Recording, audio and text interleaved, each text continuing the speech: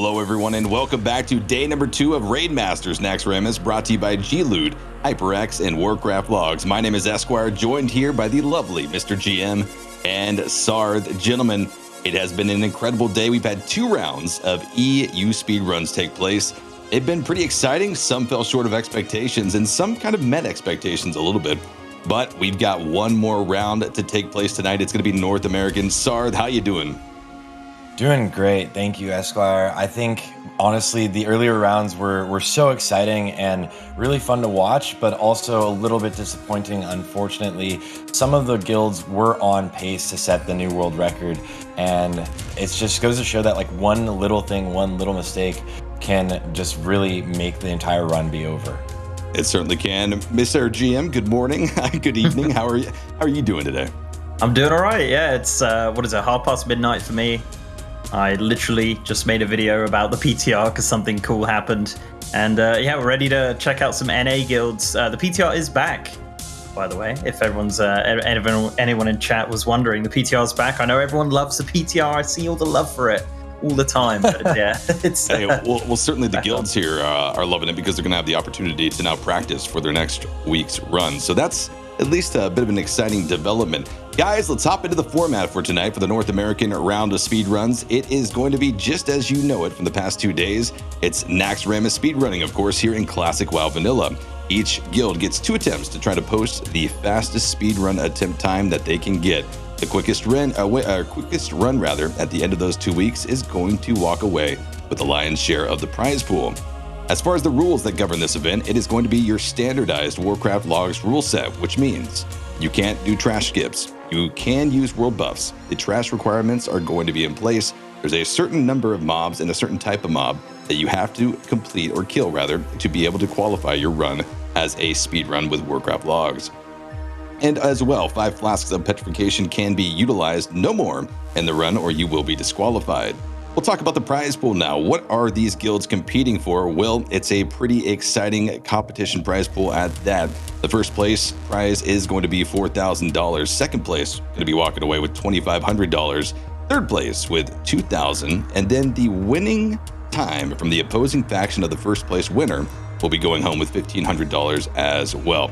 So certainly a lot to compete for, but all of these guilds are going to have their eyes on that first place prize. Here's your schedule for this evening. The first part of the day has already been completed. That's going to be rounds 3 and 4. But now we find ourselves in round number 5 for North America. We've got the pre-show right now. Then we segue into the actual run, a post-run breakdown, and that's going to be the end of day number 2 before we go into next week. So very exciting, very, very exciting. Run ahead of us, I think. You know, Rain has been a guild that has certainly been climbing the ranks, has been establishing themselves. I mean, Mr. GM, what do you think we can expect to see out of Rain tonight? Do you think that they're going to be the guild to finally today put up a record speedrun? I mean, that's really a question for you, isn't it, Esquire, I guess? But hey, I asked the questions here. But yeah, it's yeah, I mean, they're ranked 7, right? Ranked 7 in the entire world with a 55 minute 55-minute, 50-second run, which is 4 minutes off the world record, right? I think if, you know, we saw what they called the Russian guild, Exodus, yeah. Exodus, thank you, yeah. I was thinking of Exorcist as a retail guild. Anyway, we saw Exodus earlier do an absolutely amazing run, putting them in 6th in the world and at the top of our tournament, right? So I think Rain is definitely one to watch. Again, we've seen these amazing guilds do small mistakes here and there, so I'm a little bit curious to see how the pressure goes for them. And yeah, you guys have been hyping them up pretty much the whole time, and I love watching these NA guilds go. So yeah, I think Rain's going to be one to watch for sure. Certainly, Sarth, your thoughts? I think it will be amazing. I honestly think it would be awesome to see them put up a world record time. We did see guilds at world record pace earlier today, and the NA guilds haven't held the world record in quite a while. So it will be great to see an NA guild back on top. If they can pull it off, that would be amazing. So definitely excited to see what they do here. We'll see if they can do it in a few minutes, but first, speaking of earlier today, Sarth, let's go ahead and take a look at how the runs went earlier today and yesterday. Some exciting moments, again, exciting for the viewers, some not so exciting for the players. Yeah, so yesterday had some pretty good runs, some decent runs, and this is from Praxis actually doing the stables pull here, where they actually did it slightly less clean. Rise had probably the most clean stables pull we've seen in the tournament so far. One death, but it wasn't one of the warriors, so that's always something to feel kind of good about. Losing a mage, it doesn't feel good in general, having anyone die, but it's a lot better than losing a warrior. And then the Paladin bubble yesterday, just ending the run, opening the gate for Gothic and just summoning all of the ads. We've also seen in other guilds today where the actual person over on the live side does get aggro and does die, just ending the run completely. And then we move on to 4 Horsemen, the last thing that was kind of sketchy for Praxis, I think. And this is where a paladin or a healing druid actually goes in and picks up Zaliek as the tank dies, kind of saving the run actually, or at least saving what would have been a pretty solid run. They did have a decently clean patchwork as well, so that was something that was good. They had already lost a lot of world buffs, so going into this fight without world buffs can be scary. Yeah, yesterday was actually the run that still holds, I believe, or rather, yesterday we had some good runs. I believe they kind of fell short of expectation, but both runs were still very good for those individual guilds. We had Turbo Bus come in, and I believe they beat their best time, their personal best, by over 10 minutes. So, it was definitely an exciting day, but today is when we really saw those big runs get posted so far. Yeah, today we've seen some really fast times. Even with last night with Rise, we've seen some really fast times. These sub 1 hour times, that's kind of the golden meta, is those sub 1 hour times. And that's kind of the ideal that most guilds are looking for. But we also saw today with some very rough and unfortunate runs with some of the top guilds and still putting up very solid times, 56-minute times, even with these very less clean runs. So what do you think? Do you think that Praxis, Mr. GM, do you think that they're going to come back swinging after kind of the fatal mistake on Gothic? I mean, we didn't really get a good chance to see how their post-Gothic would go, but for that fatal Paladin flaw. Yeah, I think so. I think Tiber, we spoke to him, right? He seemed like a nice guy, and he seemed very confident in his team. He was a little bit disheartened by the whole situation, but who wouldn't in that situation, right? It was a real rough with the situation with Gothic there. But yeah, no, I think they'll be fine. Yeah, I hope anyway, because it was a bit upsetting seeing him a bit sad, really. So yeah, hopefully he can bounce back and the guys can get a decent run. Absolutely, another. Oh man, this was sad to see, huh? Oh yeah. Oh, and Rise starting off the raid with such an incredible warrior team, and just having two of their biggest warriors going down, Father's Belt and Slams going down at the very beginning of the raid yesterday. They still did put up an incredible time, but this does cost them quite a long amount of time. They did at least 1.5 million damage in the raid, less than they would have. And then they did have a clean, one of the most clean Fairlena pulls we've seen in the competition. Slams, although, did still die. Most guilds we've seen have actually one death here from one person being slightly too close. But other than that, he had already died and lost world buffs. It wasn't that big of a hit for the raid itself. And then moving into this pull, Patchwork in the Abomination Quarter, we've actually seen be one of the scarier ones in the tournament, one that's usually not associated as the more intimidating quarters, as long as you respect the mobs. But they did do a massive pull here. Rise was able to go in and actually do this very clean. One person died running in, but that person just died because they ran in a little bit later than everyone else.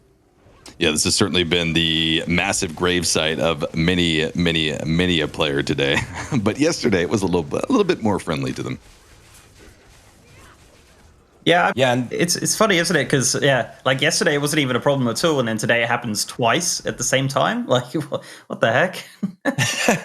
Yeah, it's certainly caught I think everyone off guard. But as far as tonight is concerned, we've got Rain from North America that will be putting up their speed run attempt. It should be fairly exciting. We continue to get those inside looks at some of the individuals. But before we do that, let's first take a glimpse at our leaderboard and see how those times have been posted throughout yesterday and today, and see where our teams are going to be shaping up. Exodus from this morning going to be riding high on their first place finish in week number 1 with a 55-minute and 10-second run, followed by only a 7-second deficit from the Guild of Rise in number 2. Salad Bakers, they had an interesting run. It was pumping, but then they ran into some big issues, and that's what put them at the 57-minute mark, which again, I mean, Sard, that's not a bad run. Yeah, that's still an incredible pace. If you were talking 2 months ago, that would have been a world record pace. 1 month ago, that was in contention for a very solid pace. So these runs that are not super clean have been really good at kind of redeeming themselves and pulling things together and keeping going very strong. None of the Above and Tribe also would have had very strong times if things didn't go so wrong again. But Salad Bakers is one of the guilds that's very consistent at picking things back up after things go wrong. Their current number 2 in the world is 8 seconds behind the number 1, and they have a significantly rougher and more poor execution than the number 1 in the world right now. That is Progress. So that top 3 is going to be where you're looking to see Rain try to finish out tonight. They are going to be attempting to do a sub 1 hour, but then we go to our bottom half of the leaderboard, or bottom third of the leaderboard. You see that 2 Horde guilds had massive issues in their runs and unfortunately did not finish their clears. That's why they sit in 14th and 15th place respectively. However, 3 guilds are left to go. Maximum Effort, Gas Lightning. I believe they've got a run that might have not been posted yet. But yes, Rain is going to be the topic of conversation this evening and what they can do here in Naxxramas as we close out the first week of Raid Masters Naxxramas itself. But before we get into the run, let's learn a little bit more about one of the members of Rain themselves. It's going to be none other than Zyrene. My name is Aiden Moon. I go by the alias Zyrene. I'm a former League of Legends commentator and currently play World of Warcraft in the guild Rain, and I off-tank and main tank for them a bit in both of their raids. Me and the main tank actually have 2 warriors. I don't know why we both play main tank, off-tank warriors, but it actually helps us out a lot by being able to play multiple times a week. So that's kind of one of the special things about us is we have like a tank roster that is static between both raids. So the way you prepare for the raid is you do a lot of PTRing. PTRing is kind of a safe environment where you can copy characters over with all of your buffs over and over again. And you have kind of an environment where you can fail, you can try things, you can fail miserably. You just delete the character, log out, log into a new one, and then go again. And that's how people practice these like big giga pulls that people are trying out that are like really risky, is you just PTR it over and over again. And it's something that you can't really do in the game itself on live, because once you wipe, your buffs are gone, the run slows down, it's basically GG, it's over. So the PTR is how you prepare for these types of events, is you PTR a lot, you try new things, but the problem is you only have a limited amount of time. So the things you try have to kind of be worth it. Otherwise, you're just preparing a strategy that's not going to be something you can either execute, or it's not going to be enough of a time save. So you kind of have to premeditate what you want to try it, hope it's worth it, and then implement it. And that's how you prepare for these speedruns. What I really like about speedruns is the content itself is very easy to knock out in 2 hours with no rushing or limitations. But with speedrunning, I like the stakes. I like the fact that you're trying things that are risky. Everybody has to execute at a high level. Your healers have to follow. They have to do the little things to keep their mana up.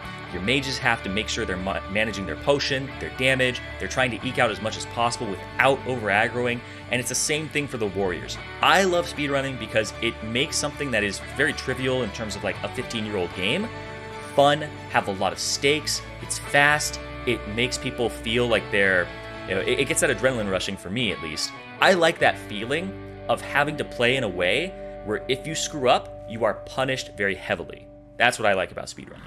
Communicating with 40 people is always a little bit tricky.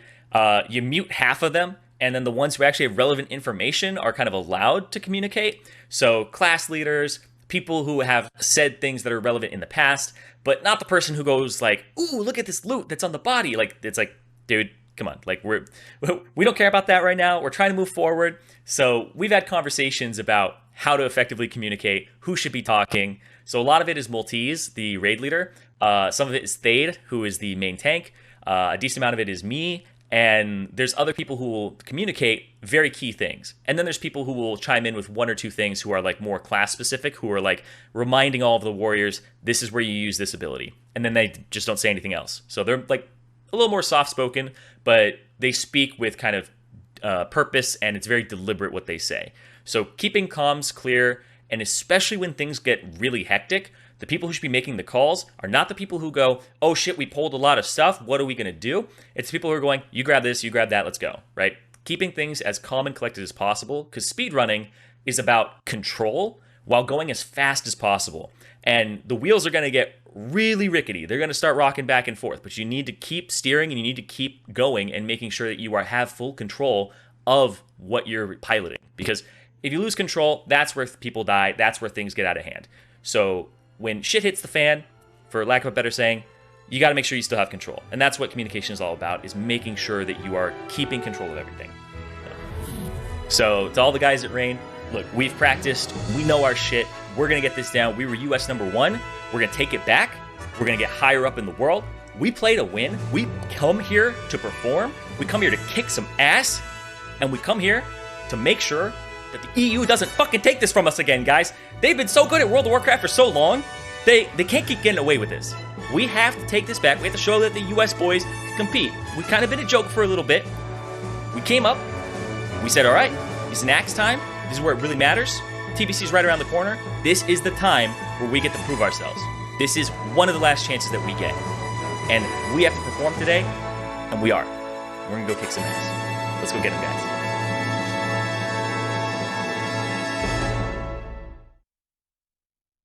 I'm almost motivated to go raid now. I don't know, like, sorry, Mr. GM, we should go hop in a group real quick, dude, because I'm pumped. I'm motivated after that. But in real talk, Zyrene really gave us some good insight into all of the practice, all of the kind of little things that have to happen, like communication. That's something we haven't really heard a lot of today.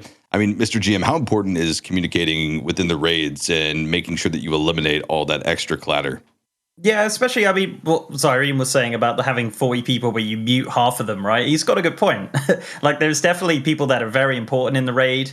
You need them to be talking as much as possible, kind of leading the raid as such. But then, yeah, you will get that random guy who's just like talking about his cat or something like that, and you just got to mute that, unfortunately. Or, if you really want chaos, leave it all open and see what happens. Certainly, yeah. If you really want chaos, that would be the play. Sar, maybe talk to us a little bit about what Zyrene had to mention about how they think that Rain thinks, rather, that they're going to be able to take this throne away from EU. Do you think that this is a legitimate possibility here in tonight's run, or do you think Zyrene might be blowing a little bit of smoke or puffing out the chest a bit? I think it is a little bit of a... It's a little stretch, but that would just be something more entertaining to see. It'd be more amazing to see. We haven't necessarily seen them put up enough of a competition against the very, very top. And technically, I guess the EU also has to compete with the Chinese guilds, with noobs in particular. CN United is kind of up there, but not nearly as high up there.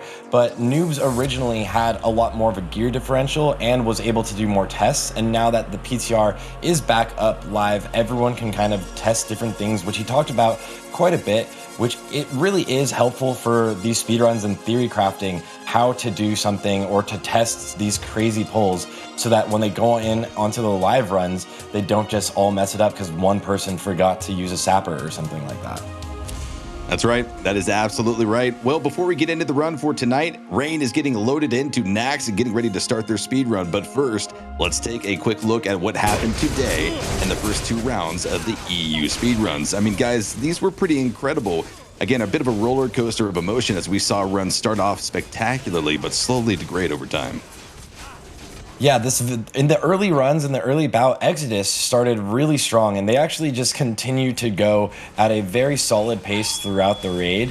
So they actually put up, I think, their best time by almost 2 minutes, and they just were doing really well. They're actually the one raid today that we've seen that didn't have that massive struggle or hit a sort of roadblock that can happen when you're trying to eke out all of this speed and to take on these riskier pulls.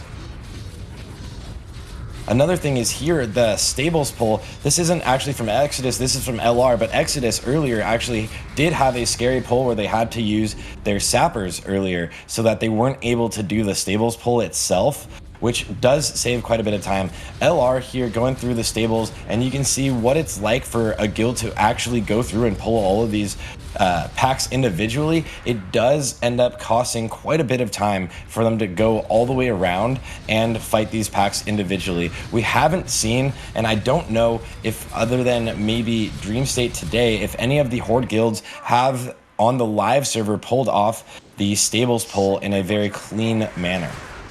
Why is it so difficult, do you think, Sarth? Oh, it's mainly because the biggest thing is paladins, right? Alliance have paladins and they can bubble and run through that entire section, gathering up all of the mobs, but Horde don't have that option. All we have really is rogues with sprint and lip, which only lasts for actually 6 seconds, so if they don't make it in time, it's pretty much over. That rogue can probably die. He can possibly vanish, but you can't bop him or anything like that. And then we can see Baker's on the screen here did have some struggles. Baker's had struggles on Vesuvius, and that set them back quite a bit. And then some struggles actually here on 4 Horsemen, where some people are actually going to die to a void zone. People actually didn't move out of the void zone, as you can see right there on the screen, which is unfortunate to see. Did take up quite a bit of time. And then none of the above right here was on world record pace. They're about almost 2 minutes above the world record, as one person got feared into that backpack and the Belchers just started knocking everybody up, killing the entire raid. This was a full wipe, and at this point they were ahead for the world record. This would have been it. That was one of the more, probably actually one of the most devastating things to watch, especially after the Paladin bubble issue on Gothic yesterday. I think today the pre-patchwork trash takes the cake. Yeah, I think today the pre-patchwork trash has been the most unforgiving thing in the entire raid. And we've mentioned it earlier, something you don't generally think of as the most scary. It's one of the places where if there was a possibility for innovation, it would probably be the biggest time save in the raid right now.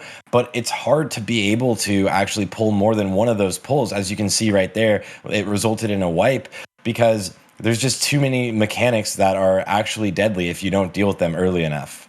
Exactly. The monstrosity is in every other mob inside of that pack, not to mention the golems as well. Create a hell of a situation for those guilds to try to tackle. Like Zyrene said, if you pull a lot, it's the good speedrun guilds that say, I've got this, not worrying about the chaos. But even in that chaos, you saw that some of the top speedrun guilds in the world could not even pull it out. So unfortunate there, but we move into tonight, and it's all going to be about North America and what can Rain do here on the leaderboards as we close out week number 1 of Raid Masters Naxxramas, brought to you by G-Loot, Warcraft Logs, and Hyperx. Guys, remember, if you haven't done so already, if you're out there on Twitch, hit that follow button, get notified on when Raid Masters goes live in the future for any future productions. Also, head on over to twitter.com/RaidMastersGG and click that follow button as well. If you're from the EU, there is a keyboard giveaway brought to you by Hyperx that you can get to take your speedrunning game to the next level. So check that out, guys. Hit that follow button. And I mean, Mr. GM, talk to me about what do you think Rain is thinking right now? What's in their minds as they're getting ready to load into Naxxramas after having seen today's speedruns play out?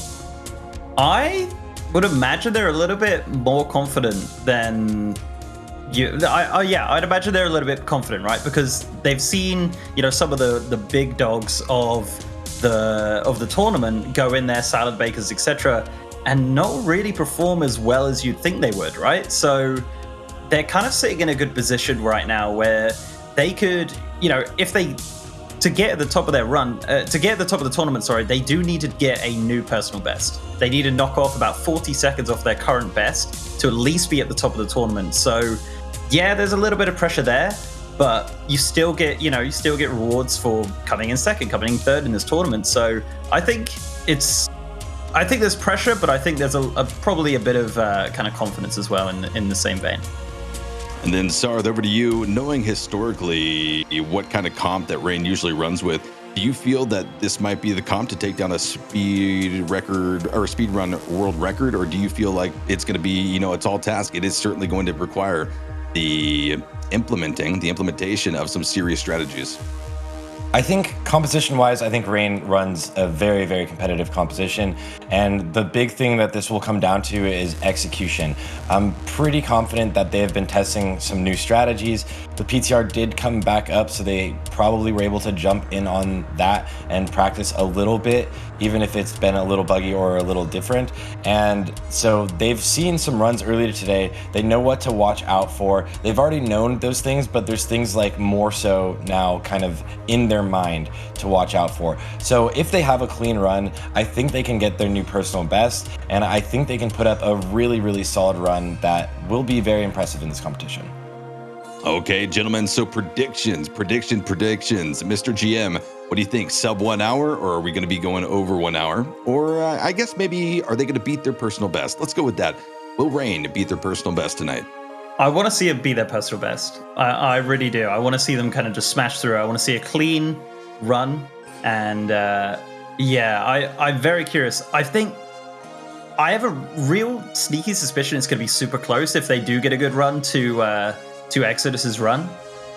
I don't know. I'm thinking like 55-30. Like, I think they're going to knock off like 20 seconds or something super, super close. But yeah, I'm very curious to see what happens, man. I just want to get into it.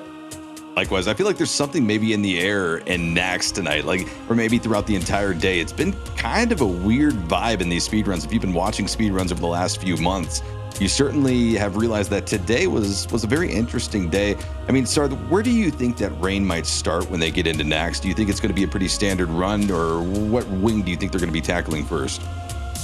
I foresee Rain going with the current top speed idea, which is going into Plague Wing first, doing as many pulls as they can, mainly the first 2 pulls and the first gargoyles, the first 2 gargoyles, so that they can run later directly into Noth and not have to wait and eat. And while that's being set up, their hunter is going to go and pull the abominations from the Patchwork Quarter, as well as they're going to have a paladin setting up the spider pull. So I see Rain going all in. I don't know if they're going to do that, but I hope so, and I hope they put up an incredible time. If they go well, I would love to see a 52-minute run, but I'm very curious to see what they go for and how they execute it. Certainly, I mean, it should be interesting to say the least. Like you said, and like Zyrene said, there has been a lot of PTR practice, so I'm curious if we're maybe going to see some new strategy come out tonight that has been practiced, or maybe just kind of standard true to form and perfection of those strategies over the last few days and week or two. But that run is getting underway. Like we mentioned, the players are getting ready to load in. We are getting ready to spectate them. But before we do, I mean, guys, we can continue to talk a little bit about how the times today have posted. I mean, do you think that these runs are going to be vastly improved by the time that we get to next week's run? Do you think that these guilds are going to advance a lot in their times, or do you think that they're mainly going to be around the same points? And if so, what guild do you think might have the best improvement? Ooh, I want to take this one. I think none of the above has the best improvement. If they have a clean run, they set the current world record. Although Progress, I would anticipate if they have a clean run, they beat their current time.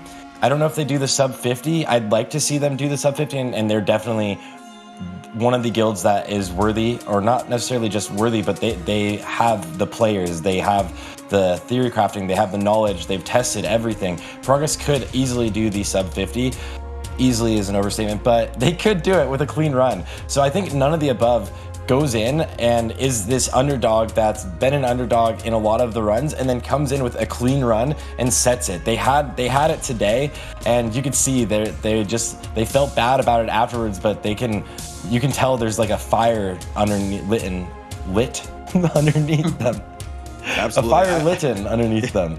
I feel like there was probably like a sigh of relief from all of the other guilds as well that are participating in this competition when they saw Noda end up wiping in that pre-patchwork trash, because again, like we all knew it immediately from the pace that they were on. It seemed like they were going for gold, and yes, sure enough, they were on track for gold, but it only takes one mistake. It was an errant fear that went out, and there she is. I mean, Mr. GM, it's got to be devastating for a guild, but you have to tackle those mental blocks and get them out of there. What do you think this guild's going to do, Noda? And for this instance, what are they going to do to make sure that stays in the past and doesn't bleed into their new run?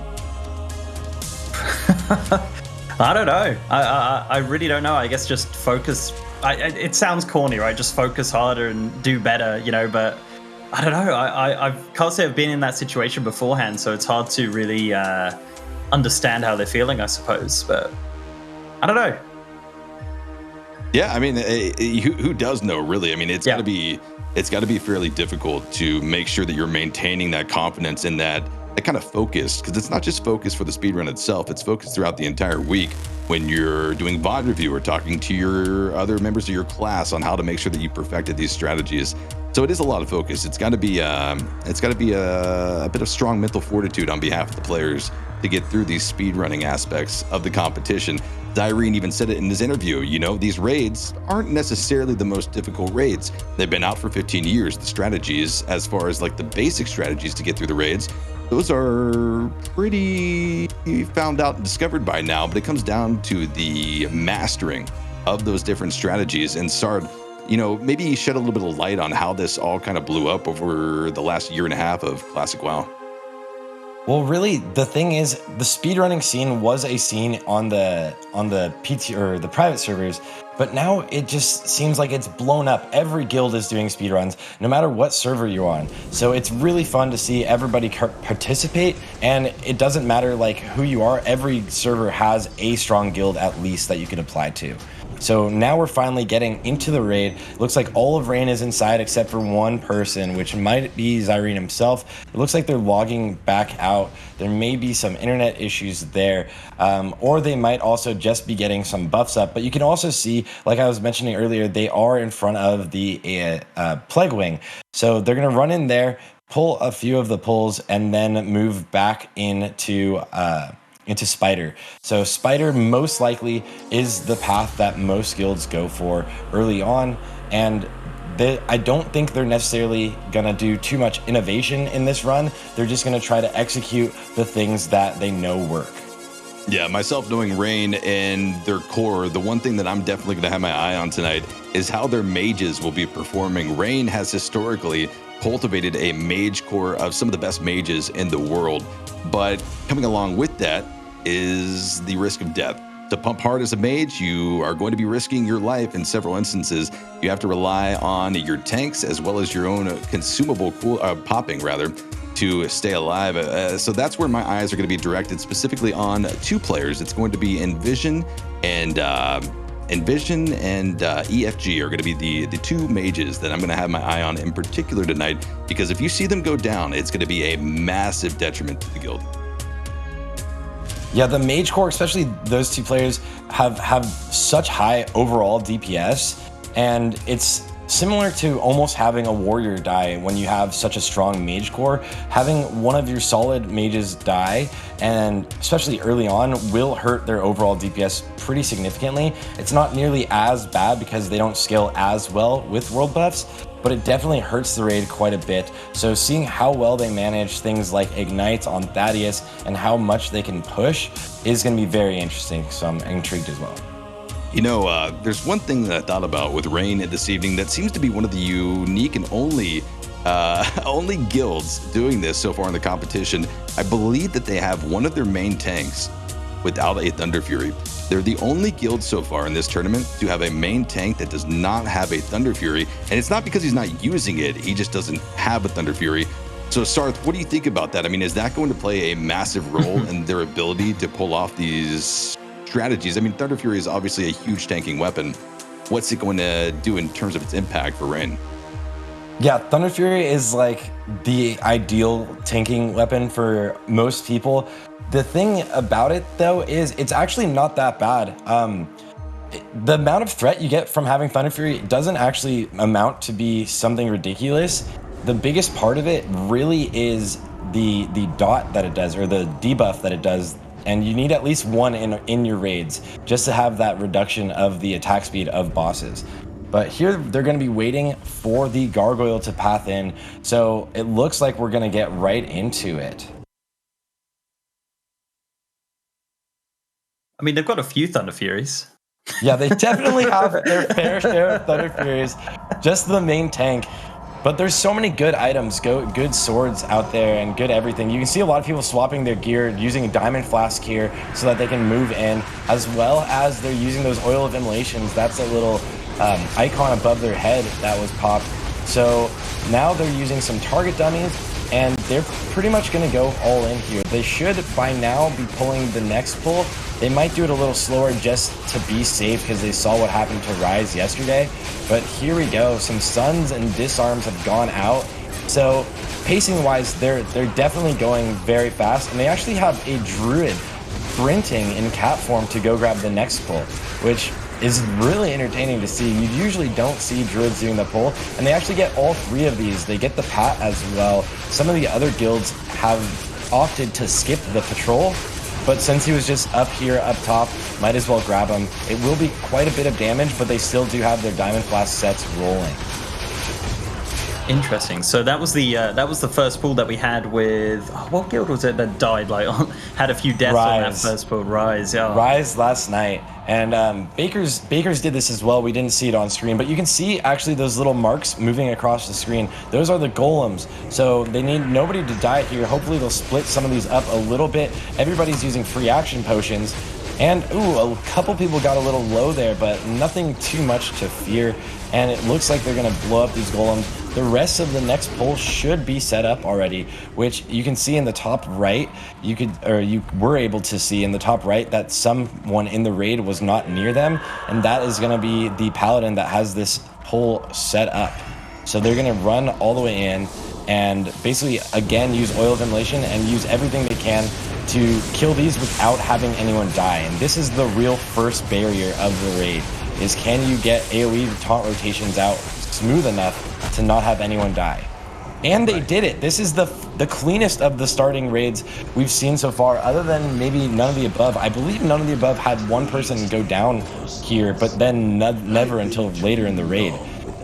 So that was actually very clean from them. Yeah, that was super clean. I mean, we've had 0 deaths so far, which is absolutely fantastic, obviously. But yeah, the guys have just like ran straight into this one. I mean, I don't want to caster curse it. It's such a thing when you start talking about how good they're going and everything like that. I think that's literally what happened with the patchwork trash. So let's just keep positive, but not too positive, you know. Otherwise, yeah, might go now they are moving the boss and kiting it, which I mentioned earlier today is something that really does save a bit of time. If you have to run an extra 5 seconds of distance from the boss just to exit the boss's room, that time adds up always. And they're using swiftness items here. You can see the rogue just using sprint, but everybody using swiftness items. And they have a paladin already set up to group up these skitters, kind of like what we saw the first day with Rise. And we haven't actually seen that so much from every other guild. But the real utility there is that they don't have to wait for a bad path or bad padding of those mobs, so they can just kind of knock that out of the way. They do have 5 Petries, and they've already used 2, and they're about to use 1 more. So they know exactly where they can use which Petries and why. Looking over so clean. Yeah, they're actually having a very smooth run so far. And looking over on the left side, that Nubricon was 46 seconds. We can see from their composition, they have 4 mages, they have only 1 druid and 1 hunter, and only 1 warlock, actually. So they don't have a second warlock for a curse for the mages. It actually looks like just 1 warlock. And this is another big pull coming in here, which is a little intimidating. Is this the Faralina pull, right? Yeah, coming up here is the Faralina pull, but they did lose 1 person, 1 mage there. That pull right there was just a huge normal spider pull, which they had to actually rotate either masterwork target dummies, so target dummies, or actually use some lips. But ideally they don't use lips because everyone needs their invisibility potion cooldown so that they can do this pull here. And you can see that timer. They actually can't use Sapper Charge. Very clean. They can't use Sapper Charge until that timer's done if they're clicking the right button. So those timers with that weak aura, there's no room for human error there. it is an actual weak aura that just makes it so that you can't mess it up unless you accidentally press a random button. I guess the only mess up there is like positioning, suppose. Yeah, if you're slightly too close to the mobs, and that's why they positioned them where they did again, if you're slightly too close to the mobs, if there's a little batching error, then you can still die to like a little bit of instant damage, a melee or some damage that comes out just instantly. But if you're not right next to them, you're always going to be fine for the most part. Right. I mean, so far, they've had only one death. This is the cleanest we've seen so far in the tournament. It really is. Yeah, it's absolutely flawless so far. I mean, obviously we did have the mage go down a moment ago, but other than that, I mean, this has been absolutely fantastic to watch. I'm really looking forward to seeing if they do have any different strats to any of the other guilds. I mean, Zyrene was pretty passionate about wanting to beat EU in this tournament and just in general, so I would be very curious to see how they got on with this. But yeah, I feel like there's a bit of a fire lit under them at this point. Yeah, now they know they can do it. Multi's hitting us with that 360 barrel roll just for show. That was just a clean raid, or a clean pump. They're just moving through at an incredible pace. You can see the top 20 damage dealt on the last boss, Fairlina. People at 1800 DPS, 1700. They actually blew Fairlina up 42 seconds long of that fight. And the Hunter has pulled these ghouls already before we even got here. So they're actually seeing some really incredible pacing. And the Hunter, again, has already moved up. So the next pack should be moving in a second. So it looks like they're actually kind of utilizing their pacing to the best of their advantage. The pacing is something that I think held Rain back slightly from putting up a better time even. So if they keep, or not Rain, Exodus earlier, if they keep up this pacing, they could have an incredible time. That's a little bit unlucky of the padding of the gargoyles, and for them to choose not to skip them and to just grab them. They could have done that slightly earlier then, while they were all down low, but that also isn't really going to set them back very much. That's only going to be a couple seconds.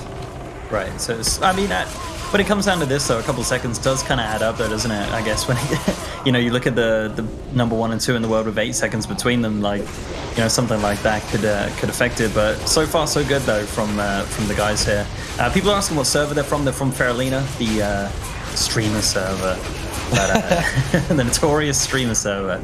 Yeah. Here they have an unlucky path. They should just pull it all, and they do. There we go. This isn't going to really set you back. It's unlucky. It's RNG. There's nothing you can do about it, but you'd rather just kill these than wait. Waiting is actually going to cost you a lot more time than just blowing those up, especially with the amount of DPS we have in this raid here.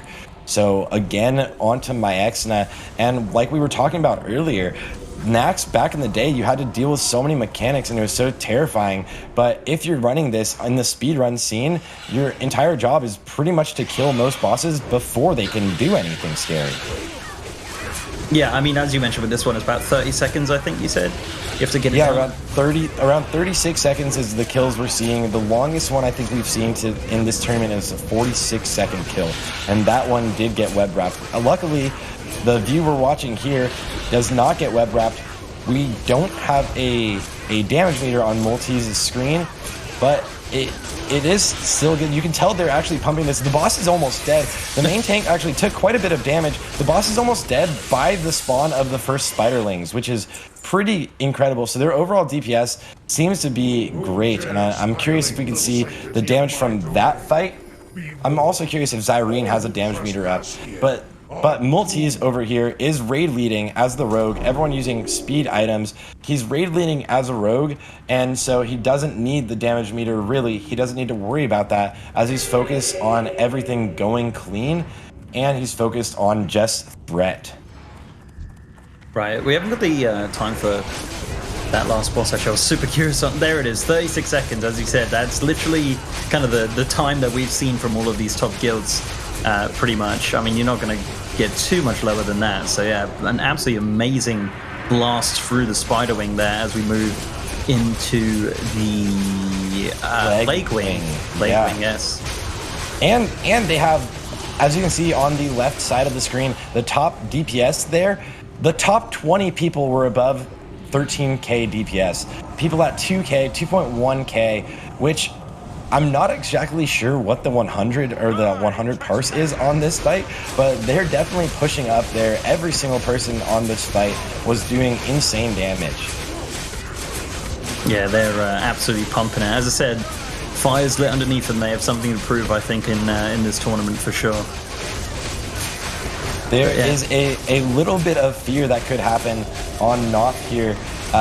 As we saw earlier today, the only thing to really worry about here on Noth is if he blinks and drops aggro, and then the tank can't pick up aggro fast enough and he goes over and kills a caster usually.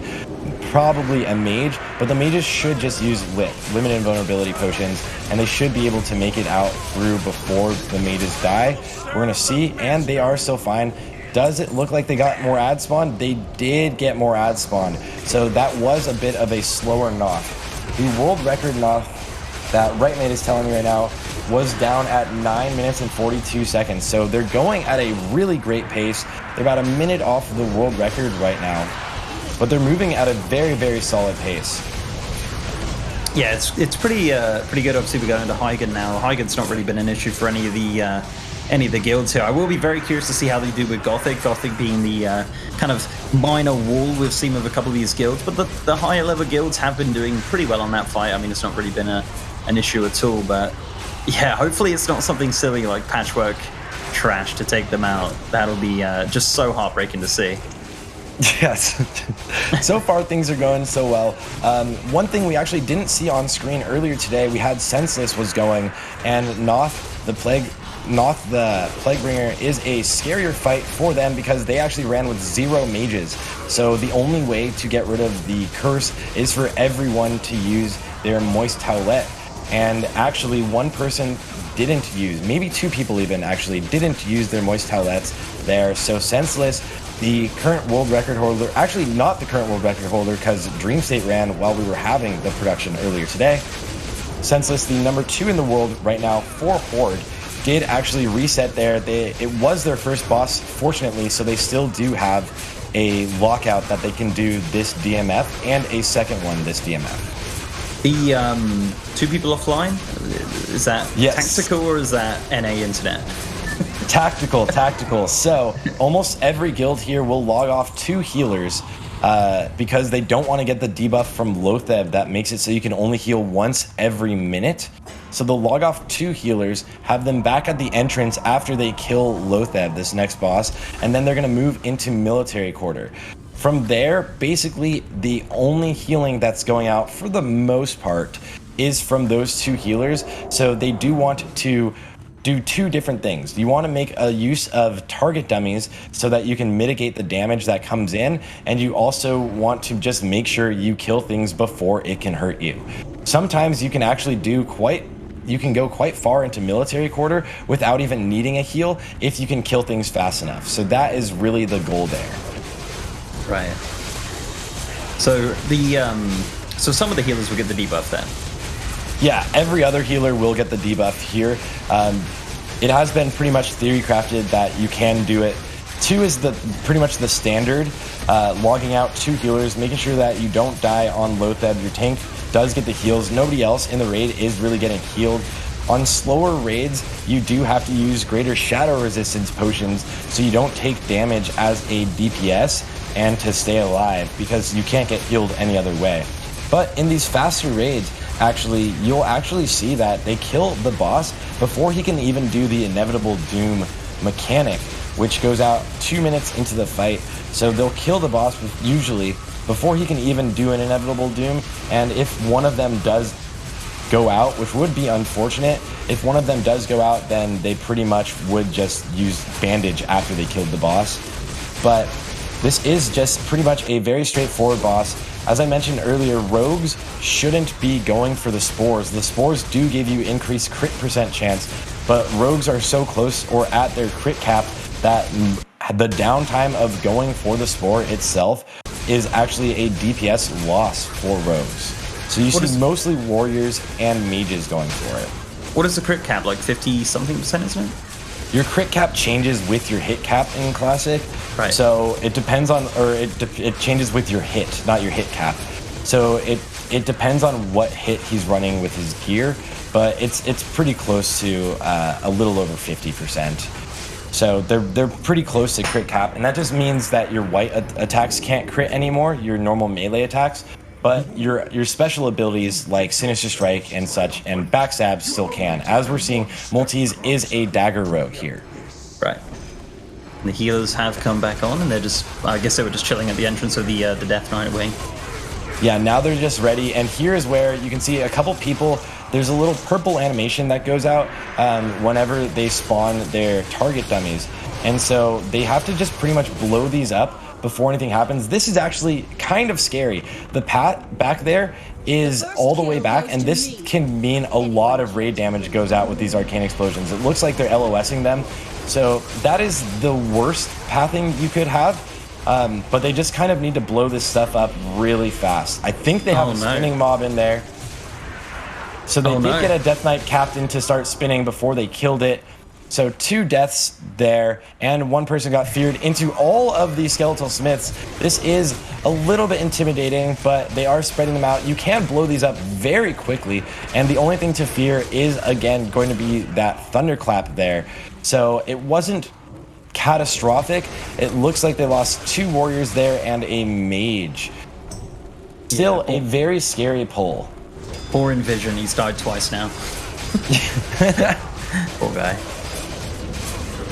At least you lose someone who's already lost buffs. That's kind of the ideal, is if someone's gonna die, or if you're gonna have a second death, make sure it's somebody who's already lost those world buffs. Yeah, that's true. I mean, it's it's unfortunate that he does die twice, but I'm looking on the cam with Squire's just dying. I don't know what's so much. Oh man, I think someone said Envision dying, name a more iconic duo. Poor Envision. F's in chat for Envision, guys. He'll be okay. Yeah. Other than that, they did recover really quickly. They actually didn't slow down their pacing at all, and you can see the Hunter pulling this next group in. So they haven't actually slowed down their pacing really at all. This is one of the rooms where you can either opt to have your Hunter pulling everything into you, or you can just move as a cohesive unit and kind of face pull everything so that you can kill it faster.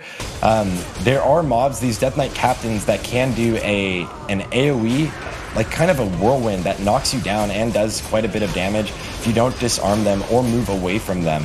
And it is a scarier mob that can actually cause a little bit of deaths if you don't take them seriously. So some guilds will opt to just face pull those, and some guilds will have the Hunter pull, which it looks like their Hunter pulling is just on point today.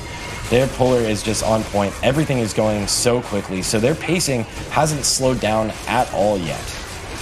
So but is he as good as, what was the name? Iron Gooch? Iron Gooch. He's playing at the level of Iron Gooch. It's Iron Gooch gets, I would say, it just has such a strong name because he's been so consistent for so long in these world record runs. So it's really easy to remember someone specifically that plays so consistently for so long in world record runs. And right now, I think this Hunter, I can't read the name. He's doing incredibly well, actually. One of the best performances we've seen. They haven't grabbed... Oh, they did grab everything. So now the Stables pull, the infamous Stables pull. See if it goes well. The Paladin actually is a little bit slow here. As you can see, ideally, that guy is meeting us while we get to this spot. So the Paladin is slightly slow. Everyone's using those lips and sappers. Hopefully no one goes down. And it was a clean Stables. Rain is actually absolutely pumping. The only thing that's held them back was that kind of overzealous pull with the bad pathing earlier. Now, on to Instructor Vesuvius. This is where we saw issues with Salad Bakers earlier. Yeah, I mean, even Salad Bakers is a number 2 guild in the world, still having issues, well, having potential issues, having issues with Instructor Vesuvius. So yeah, it'll be interesting to see how these guys do handle this boss. But it's pretty unforgiving, though, isn't it? If you miss miss mind control or something like that, right? It just wipes out someone instantly. Yeah, if you miss a mind control and he actually drops combat, looks there. There was a masterwork target dummy used. It looked like they didn't miss an MC, but it may have actually saved someone. So Vesuvius did turn around and kill that target dummy. It looks like they're actually blowing this boss up, and everything has gone pretty much picture perfect for them so far. I guess I shouldn't cast your curse a little bit too early, but there we go. Vesuvius dead, and then these mobs should die pretty much instantly. It shouldn't be scary, and the hunter has already pulled in the next group.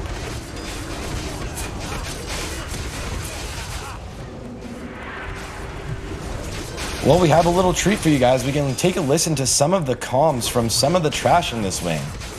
Let it come back, let it come back. Back.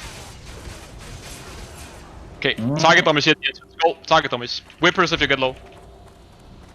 Watch out for the spinning. Holy Spinning. Move. Out. Yeah, whippers. Kill the shade. Whippers. Bandits after this. Everyone. I will get bossic. I got a mission. Stop and bandits. Watch out. There you have it. And that's like we were talking about earlier, how you could only have a few people calling different things out. If everybody, all 40 people in the raid are calling that out, then you're pretty much, it's just going to be way too hectic. So it was called to use whippers. It was called which targets to kill. And they did recover pretty well there, but they did also take a little bit of a hit. Only a couple deaths though.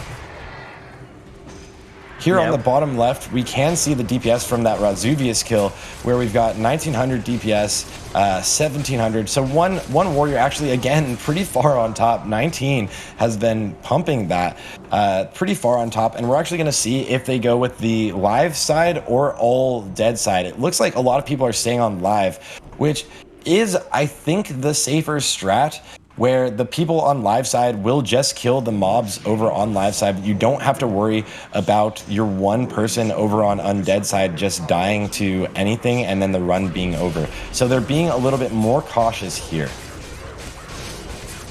So, Right Mateo is posting some of the world record times in the chat, so thank you for that. He said they're around about like a minute or so behind the world record at the moment. This is an absolute blaster's pace. Obviously, Gothic being an issue for some of the guilds we saw yesterday, so we're going to see if this does become a bit of an issue for these guys. Hopefully not, because the pace they're on right now, they must just have so much motivation. And, you know, that Euro beat is probably blasting in their ears as loud as humanly possible. You know. Yeah, thank you very much, Rightmate. Rightmate is an officer, a healing officer in Salad Bakers, so that is extremely helpful to see. There you go. So Gothic, the world record pace of Gothic going down is 25:42, which we're going to find out. Ideally, this is really the next and hopefully last scary part of the raid, is if they can coordinate these Gothic pulls in a clean manner and not have anybody go down. So the Hunter is on the other side pulling these in, and they definitely have their raid lead with Maltese and probably Zyrene as well, coordinating when they are pulling things and when they need to focus on killing these trainees. Dude, I'm so British, I read it as matey, because... So sorry, right, mate. It's okay. In my time, I have butchered so many names of all of the guilds. So, yeah. So they are pulling in the gargoyles now. This is one of the scarier pulls because this stacking debuff. But if they don't have much else alive or much else to deal with, it really can just get blown up. Hopefully they can kill one before their stacks get a little bit too high. The buff cap tracker on the right-hand side of the screen is actually covering up exactly how many debuffs they have. He does actually, Maltese gets traded a health stone there mid-fight, which is just a little protection. And it does look like they only got 4 stacks, so they are going to be fine. And just, again, staying in this corner, tightly in this corner. These trainees do an ability called Arcane Explosion, as all mages know, but they don't cast it until they get close to people. So it's not on like a combat timer, it's more of a vicinity. So they don't cast it until they get close to people, and that's why they're all kind of hiding in this corner. You can kill them before you really have to deal with it too much, but sometimes if there's too many of them, it can add up. they do die very quickly. They are non-elite as well. Dude, that hunter just constantly debating me with his feigned death. Just looks like he's just dropped off every single time. But yeah, so far so good. Definitely, as you mentioned before, like this fight is one of the longest in the raid when you're doing speedrunning, obviously apart from KT. But just a bit of a kind of similar to KT in regards to like the beginning. It's just kind of boring, right? Yeah, if they weren't pulling through the gate, there's like this fight is not intimidating at all. But we have seen so many of these speedrun guilds actually fail here, and that's mainly because they're trying to see how much they can pull through the gate. So they on Rain's side, they actually have, it looks like maybe 10 people on the live side. So they're actually fully trusting all of these melee on the undead side to just deal with both all of the normal trash they have to deal with on the undead side of the boss encounter and all of the actual trash that's coming through the gate that pretty much would be the trash they would be fighting if they didn't pull it in between here and 4 Horsemen. Right. So it's just kind of a speed strat, really, the reason they're doing that for. Just extra speed, everything. It saves you time, and then earlier before they got into this fight, we actually saw Maltese pop on the Goblin rocket boots. You can see it's on his S key in the very kind of middle of the screen, on his top keybind or bar.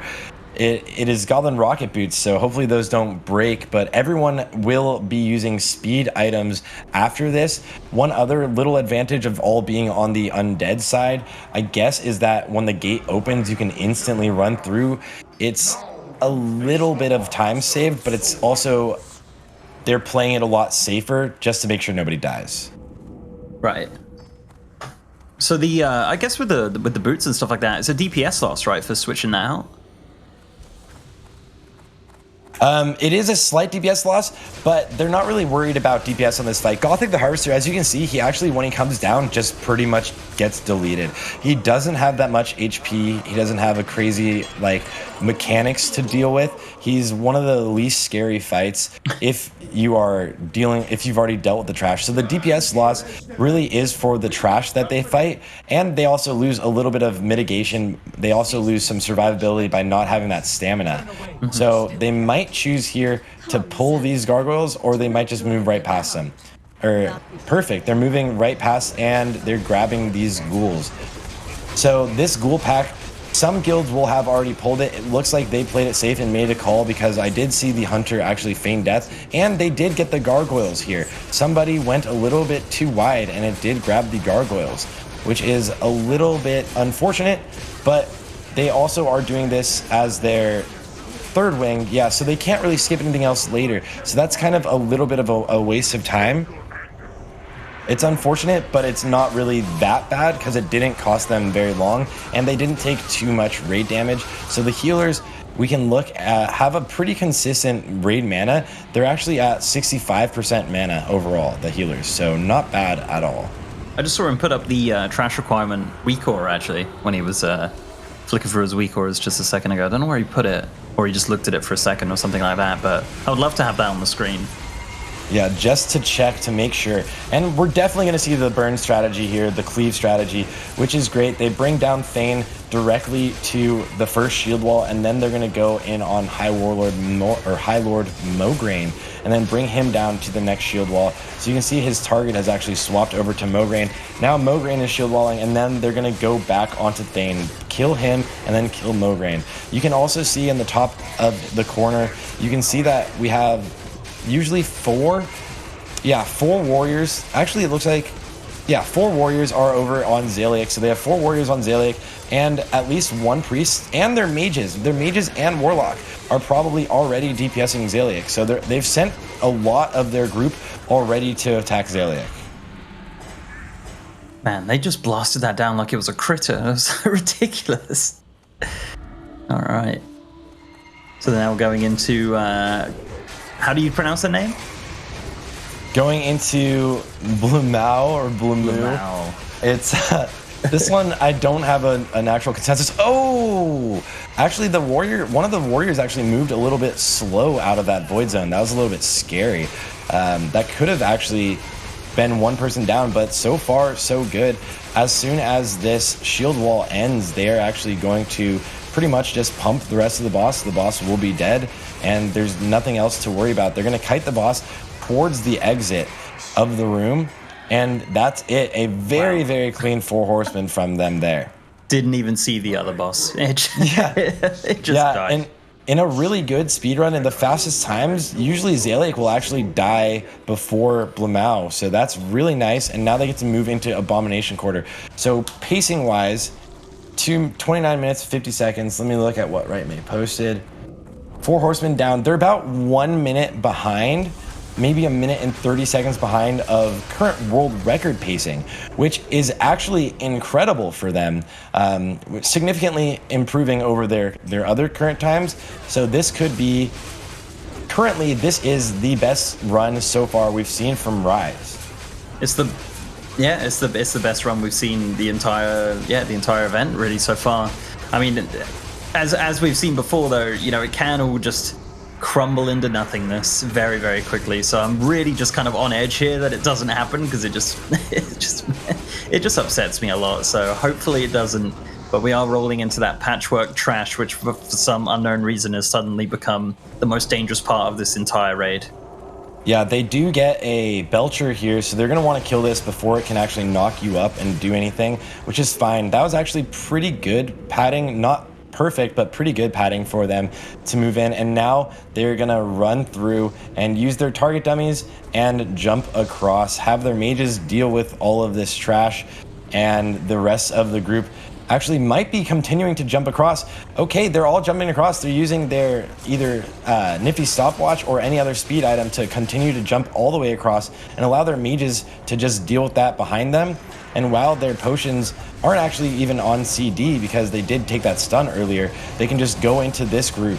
So here is where we've seen things go wrong earlier, but currently the first pull was done well. I don't know if Rise uses AoE taunt rotations on these pulls, but I do know quite a few guilds will have warriors run in and AoE taunt rotation on all of these pulls. Not necessarily a rotation, but you need one different warrior per pull if you do that strategy. Right. Very clean. Crazy clean. It really is. This is kind of the run I was expecting from like salad bakers and stuff like that, but we just didn't get it the first time. But yeah, this has been pretty well hyped. You guys hyped this up pretty great, and I'm sure Esquire's sitting there just loving it as well.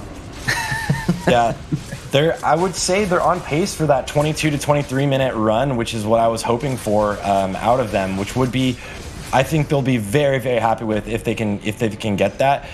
They do pull all of this. They need to blow up the Belcher very quickly, as well as the Monstrosity. If they're not going to pull the Belcher out of the group, they want to kill it before it can knock things up, and they do.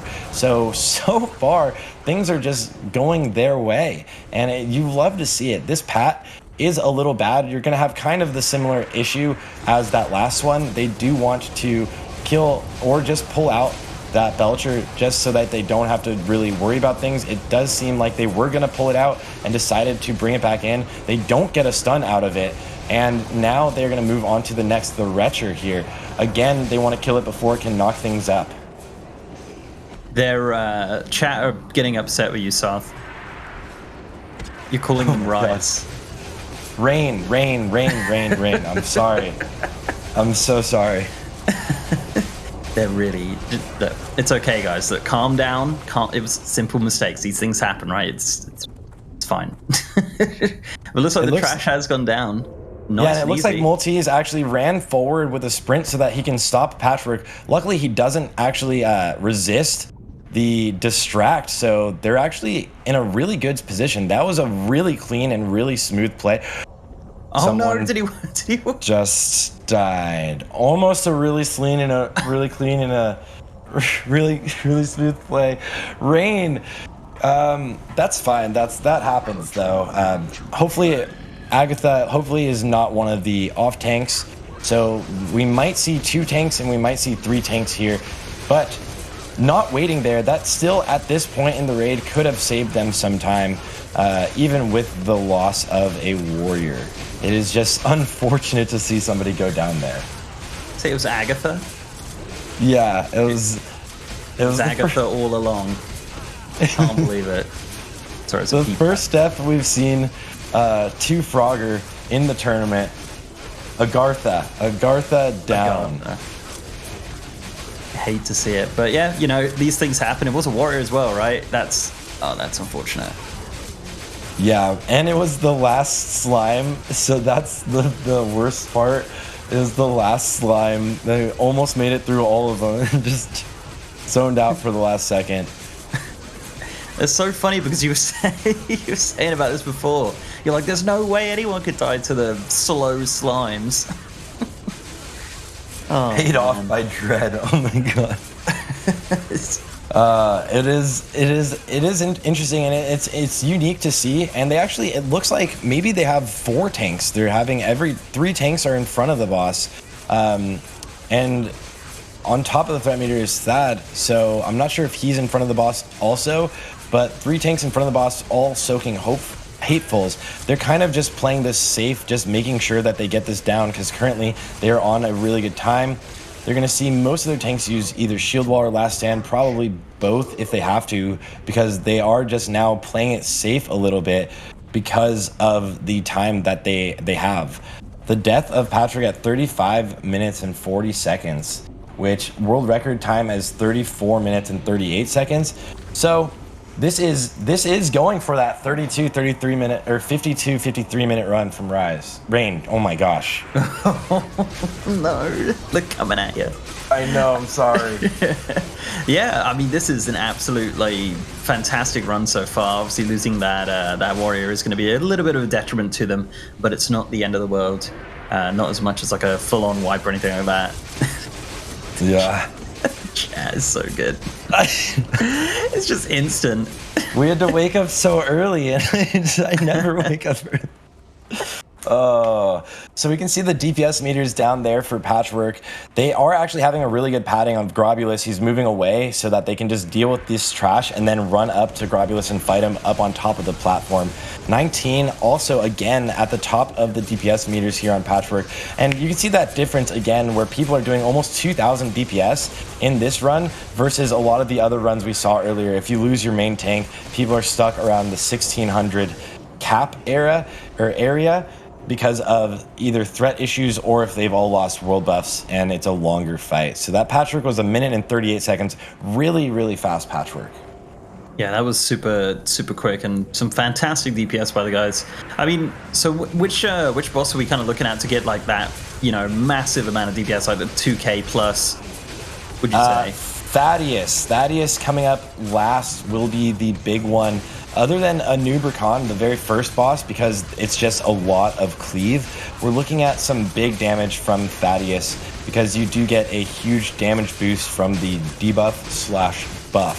So hopefully we will have a very clean Thaddeus, and the Mage Core, it is going to be highly dependent on them to manage their Ignite or to play with it well to make sure that nobody pulls aggro. But it does look like Rain. It does look like Rain has four very solid tanks that they're using, which means that they're gonna have a taunt rotation pretty much figured out for Thaddeus if they do have issues with the Ignite. They're just gonna rotate taunts over and over again so that you don't have to worry about anything on the fight. Yeah, dude, Ryan is my new favorite guild. Yeah.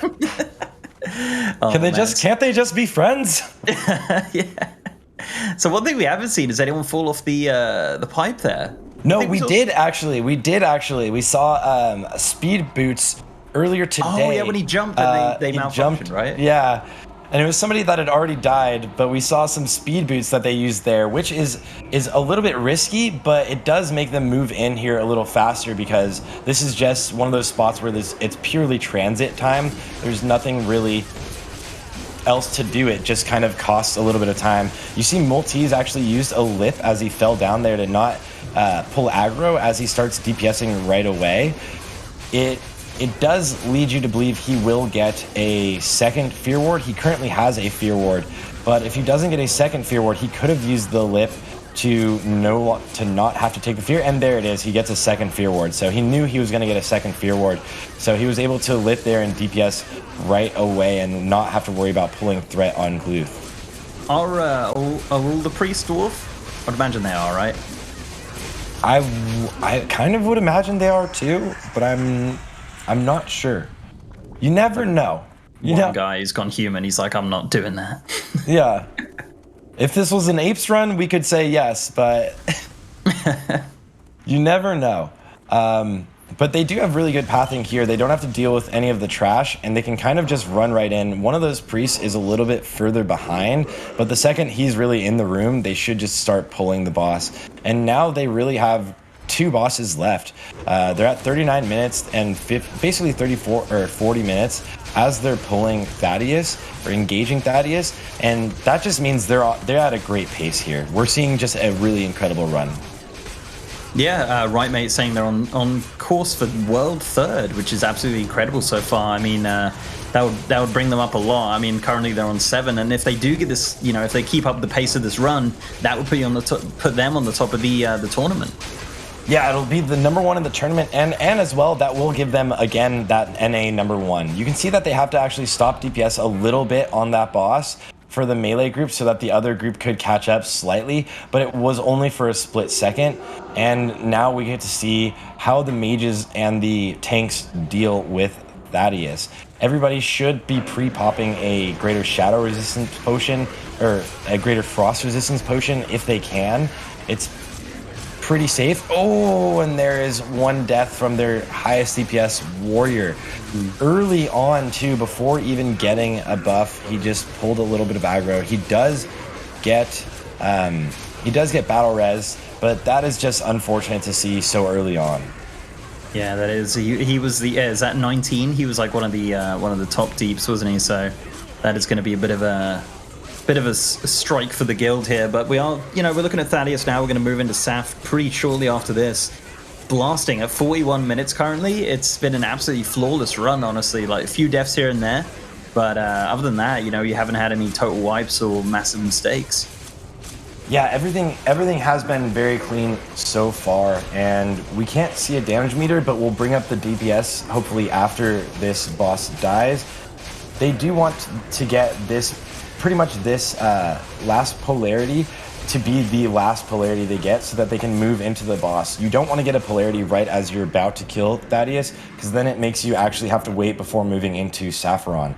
But with a good polarity, they can kind of just engage onto Saf. So that was really nice for them timing wise, and they should put on, or they probably will put on, a little bit of frost resistance gear, and you can see the frost resistance potion being used, and then they will run into position. Surely there's add-ons that will just swap all your gear out. There definitely is add-ons that will swap all of your gear for you. They can be a little bit glitchy. Sometimes you can also program macros to do it all for you. Right. Item rack can sometimes just lag your game a little bit, but there are add-ons that are very reliable. Yeah, I guess if it ain't, you know, if it ain't broke, don't fix it sort of thing. If it works for them, then that's fine. Here we go into Saf. Yeah, moving into Saf, so far so good. It started off early on in this fight. It can be a little bit scary in case somebody accidentally pulls aggro, because the tank does have quite a bit of mitigation. You can see the tank using a shield here, but it is pretty fine. Oh no, not in vision. No again. There we go. Not again. I wonder what happened. It was super early on in the fight. It wasn't in that wasn't in Thaddeus, was it? It must have been in the Saf fight. No, that was in the Saf fight. I'm gonna look at the log. Envision's death, unfortunate. The Frost Breath looks pretty good. They're actually spread out across the room pretty well, so nobody has to run too far to get to some. This boss can be a little intimidating if you get all of your ice blocks on one side. And it looks like that Blizzard isn't too close to the main tank, so the main tank doesn't really have to move the boss, and it's also not in the melee. Some of the Blizzards can be really unfortunate for the melee if there's two on one side of the melee, and just making them kind of move around, but luckily his hitbox, the boss's hitbox, is actually massive. I guess her hitbox is actually massive. I looked this up earlier because he called it a he, and I was like, oh, I wonder. And I think it's, I think Saffron is a male. Yeah, it says male. There you go. Haha!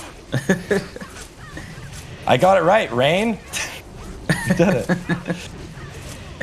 You mean Rise, yeah? I'm good now. We got it. All right. All right. Envision Dead. That is, again, this is the worst boss really to die on because of the time loss that you're going to have. So Envision, unfortunately, dead again, but at least is able to zone in already, which would be interesting. They might still be in combat. Or he might have zoned outside and is alive and ready to zone in and healing. There might be no one outside griefing. So, but it looks like potentially in already. So that's actually pretty nice if he got in and can get summoned. There's the combat drop, get the summon out. So it's actually not going to cost them too much time here at all. This is looking absolutely amazing. I mean, we're 45 minutes in at this point. We're just about to go into KT for about, you say, a 7-minute run or so. So we're not on. Are we on world record pace at this point? I mean, I presume so, right? Close. They're a little bit behind. Saffron died at 43:44 for the world record run, so they're slightly behind the world record, but absolutely on pace for their fastest run, and it's looking like world third. Amazing. Yeah, that's absolutely awesome. I mean, that's actually what we were saying before this, right? I was saying that. Well, I said that they would probably hit their best there, and that will make them NA first against what's that guild called? Oh, I don't know. I've forgotten about them. Oh yeah, so yeah, it puts them above that other guild. I don't know any guilds that aren't number one. Look, it's just another guild beginning with R. That's all it is. Yeah, Rhine is all that matters now. Rhine, the ultimate guild. Yeah, they're all together now. But yeah, unfortunately, we do have to sit through this KT phase. We don't have anything to jump to while we look through the most incredible fight in World of Warcraft history. Yeah, pretty much. They're just gonna sit here and do nothing. They're probably all very excited, but they just need to kind of focus because Kel'Thuzad can get a little hectic, as we've seen from some of the other runs. But if they have good RNG, I mean, they almost all have world buffs. They could possibly kill Kel'Thuzad before he even mind controls if they have really good RNG, which would be amazing to see. We actually had one progress in the current world record, got that done without any mind controls going out, and it's purely RNG. He could decide to just mind control early, or he could just decide not to do it. So with this boss, it could go really well, or it could go kind of catastrophic and set them back a little bit. But they're definitely, I don't want to cast a curse, but it seems like things are going all their way. Seems to be going all their way. I like that. So yeah, I mean, unless there was something terrible happening during the phase 2 here of KT, it's all looking very, very nice for the guys over at Rain right now, and looking forward to seeing how this ends. Honestly, do we have an interview with the guys afterwards? I believe we have an interview with Zyrene afterwards. So, fantastic. And I think we have an interview with Multis as well. Don't quote me on that, but I think we have an interview with Multis as well, which will be really exciting to hear from the raid leader POV and the POV of the rogue that we're watching here, going and pumping. We haven't been able to see overall DPS yet, but we'll see that in the logs when we go over the logs. If Warcraft logs are back up, they've been having some issues today, but if they're back up, I'm very excited to see where some of the issues were, especially with those Envision deaths. We do have an interview with Zyrene. He's probably going to motivate me to move to NA or something like that. Such an amazing speech that he gave in his pre-game interview, and the music in it, the music just made everything so fantastic. That was the most hype that was possible. It looks like actually Envision on Saffron actually died to a blizzard tick. So it looks like he actually died to damage taken 7,100. Yeah, from the blizzard, he took 3,509 damage there. So he went down pretty quickly from a blizzard tick. And he was wearing... And he still was wearing pretty much max frost resistance. He was wearing quite a bit of frost resistance. So it is unfortunate. He was wearing only 2 pieces of frost resistance. I take that back. No. But it is unfortunate that he did go down. But it is a mage, and he was able to get back up very quickly and very early. So they don't have any issues. They didn't actually lose much time there, or really any time, because they were able to summon him before the gates to KT actually opened. So we've got 1 minute and 22 seconds left until they start phase 2, and they have almost all world buffs. 36 people in the raid left have Rallying Cry of the Dragon Slayer. So it seems like things are going really well. I'm excited to see what their final time is going to be. I'm curious if the chat has any predictions other than memes of what the final time is going to be. Yeah, no. I think they probably think it's like 69 minutes or something, or 420 minutes. Yeah, no, so my prediction, I'm going to go with, so what we got, like 30 seconds left on this phase. I'm going to go with like 53. I think 53. 53. I am, let me see. 69. Oh, nice. Right. I'm going to go with right under 53. I think they're going to get right under 53. I think they can do this.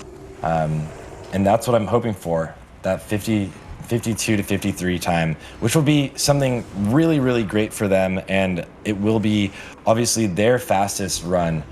So Kel'Thuzad is about to engage right now. 52-56, calling it from Fienzi. Let's see if he's right. Let's see if the Progress boys are right. That's extremely specific. That's actually the first one I looked over and saw too. This is it. No mistakes, no deaths, no envisioned deaths. Everything's going to be good. They're going to do it. This is it. NA number 1. Will they beat that other guild? Can't remember their name. I'm sure the chat can remind me. See what happens. At least no one died to the first Shadow Fisher, so let's see if we're going to see anyone. Ooh, there's the next one, and they all got out of it. There's the blind, but it was broken instantly. And that ice block goes out, and it's on a caster. That was a really, really good RNG for that ice block. They're not bringing Kel'Thuzad back in a position yet. Now they are kind of slowly, but they can move at any pace they really want now. They don't have to worry about anything because ice block or frost blast is on CD. They did have 1 death, but other than that, like currently, that's very smooth. That warrior on the left needs to move in a little bit, and he just did. So it's looking very good. Yeah, this is, I mean, we got 1 death at this point, but he's going down that's super the one. Quick. Just like I mentioned, the one person that was a little bit to the left, he didn't move in as much as he needed to be. A couple people do die to that. This Shadow Fisher does go out, and other people just move on to the left or to the right of it. There it is, the kill. 52-54 or 52-52. Let's get the final time.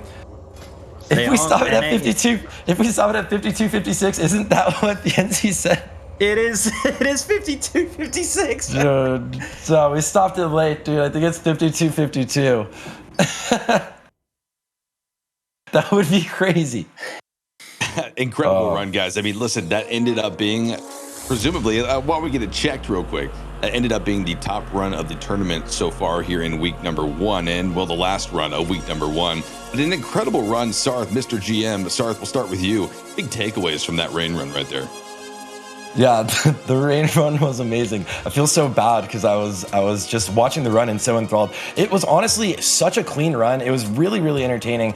They had one, I would say, not even a bad call, but it was just scary where that patrol was back there in the military wing. They could have potentially all decided to run to it. Some people were LOSing and some people weren't, so it was a little bit of a sketchy situation. They did lose 3 people there, but it didn't actually send them back too much because they were already more than basically halfway through the raid.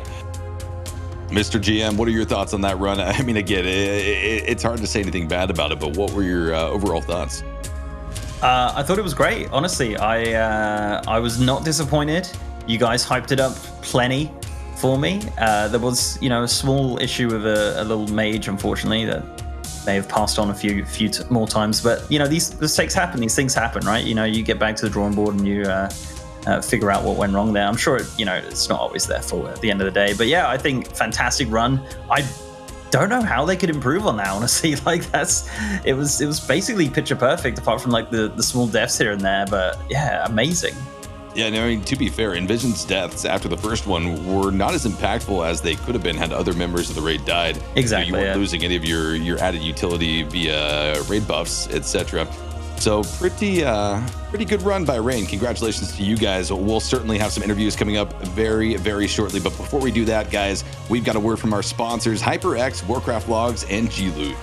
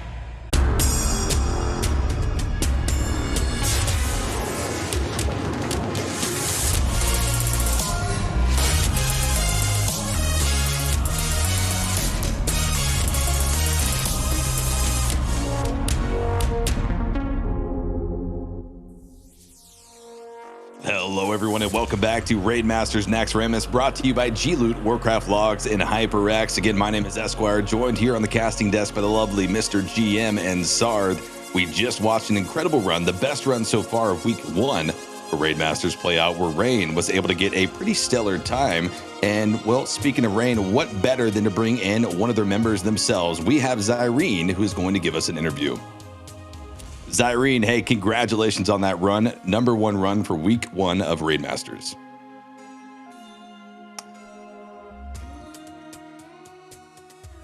I think we're trying to get some audio real quick, see if we can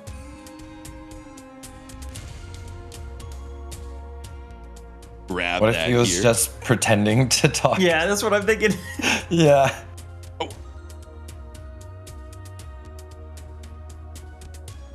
Okay, we're gonna sort out those technical issues, but hopefully we can grab Zyrene and get some insight into how that run went from his own personal perspective. But guys, while we kind of let that happen, make sure that you go over to the Twitter for both Raid Masters, okay, and HyperX. Hit that follow button while you're over at the twitter.com/RaidMastersGG location. Make sure that you enter into the HyperX keyboard giveaway. HyperX has graciously donated a keyboard to give away to you. If you're from the European region, free to enter. Go ahead and get that in. Also, click that follow button here on twitch.tv/RaidMasters so that you don't miss any of the broadcasts in the future. We've got one more day next week. It's going to be on Sunday at 8 p.m. CET for Raid Masters to conclude, where all of these guilds have one more attempt. Yes, one more attempt to try to post a record time, at least for them or maybe for the tournament itself. But I believe we got Zyrene back on the line here. Let's transfer over and talk to the legend himself. Zyrene, hey, congratulations on that run. That was a stellar time that y'all put up. You've got to be happy. All right, you can hear me now, right? I got permission in the channel. Kind of helps. Yes, we got you now. Right, we got you now. Perfect. Yeah, it was a really good run. Honestly, everything went kind of according to plan. Envision died very early on. That's part of the scripted part of our runs. Like, it's kind of a good luck charm. If he dies in Spiderwing, we know it's going to be a good run. So, the deal was sealed at that point. Yeah, I got to say, it was unfortunate to see that mage loss early on, but y'all certainly did persevere through that, and it didn't seem to stall you out too much. Were there any other identifying kind of instances of problems? Any other problems that you identified early on in your run? Because from our perspective, things look to be pretty good. Yeah, we lost a few people. It wasn't like a massive deal, and we did lose a little bit of time on some pats. Somebody pulled gargoyles, and we had to clear an extra pack, as Rain does. I mean, our last speed run that was #1 in US, we had 2 extra packs in there that weren't required. So we're kind of masters of picking up stuff we don't need to. And actually losing the mage isn't as big as you would think, because we only brought 1 warlock, so there's no curse of elements. We actually eliminated a warlock and a mage to bring 2 more warriors, so we're only running 4 mages, 1 warlock.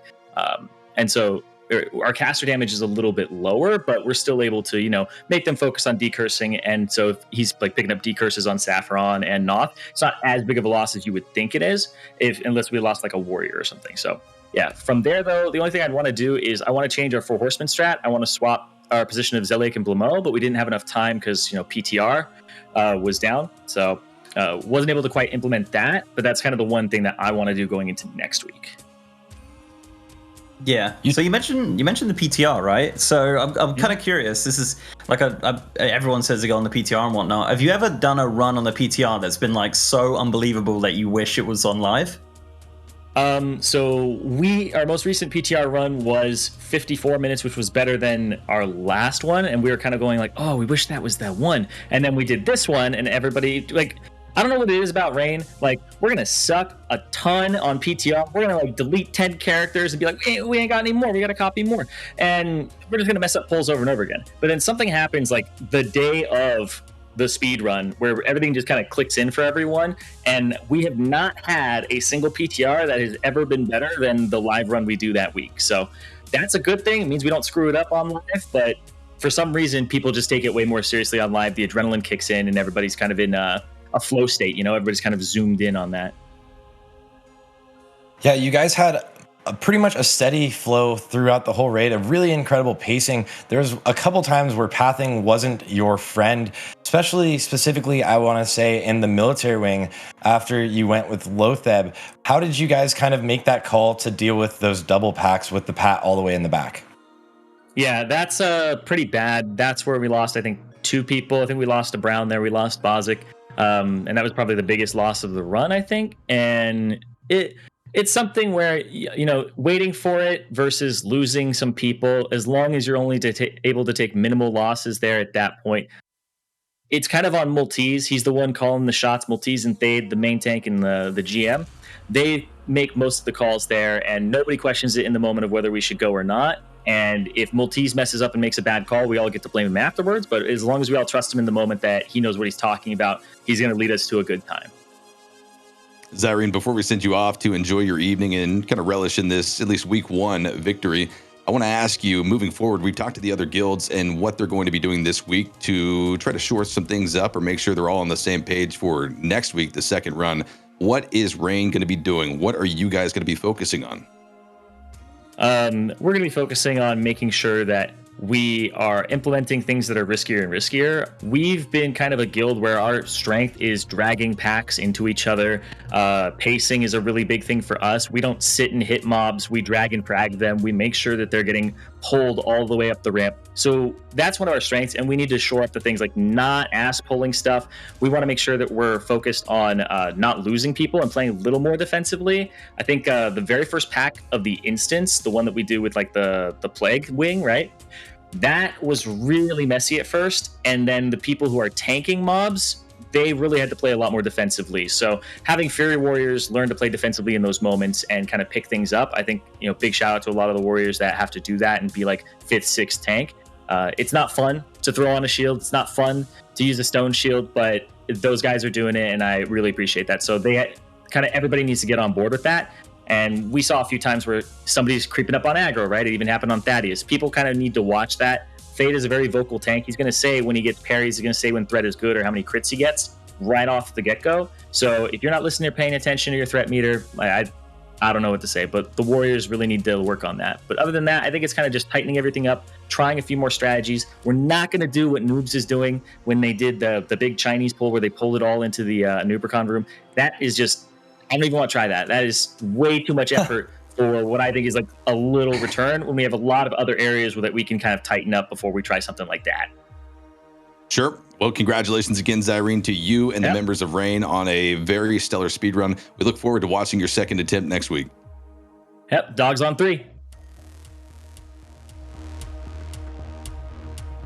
All right, so there you heard it from Zyrene himself, a little bit of insight into Reign and what led them to, the best run of the week. It, was indeed the best run of the week, but like we've also talked about throughout the course of today and yesterday, there's a lot of room for improvement. Some of these guilds who have posted stellar times in the past fell a little bit short of expectation, so guarantee that they will be coming back with a fury in next week's run. I think it's time, though. I think it's time. The segment that you've all been waiting for, the deep dive into Warcraft logs. It's Sarth's deep dive.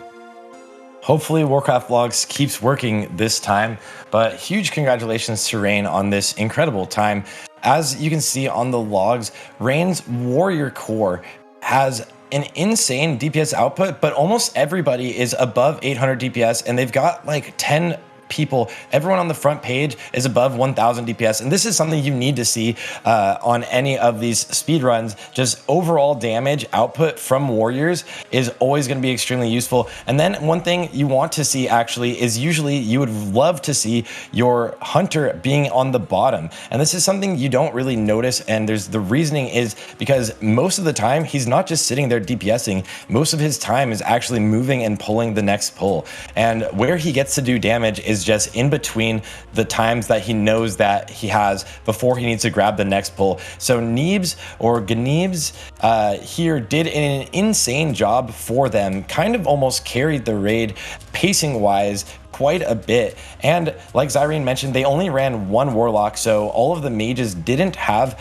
another curse for them, and they still did almost 1000 DPS, 941 DPS. Moving into the deaths though, Envision was the one to have the three-peat from the Shadowbolt volley, a melee, and from a blizzard, which is unfortunate. Draven and Cray dying at the end, but that was to getting frost blasted. That's not really something they could have dealt with, except for if one of them was the warrior that was out of position.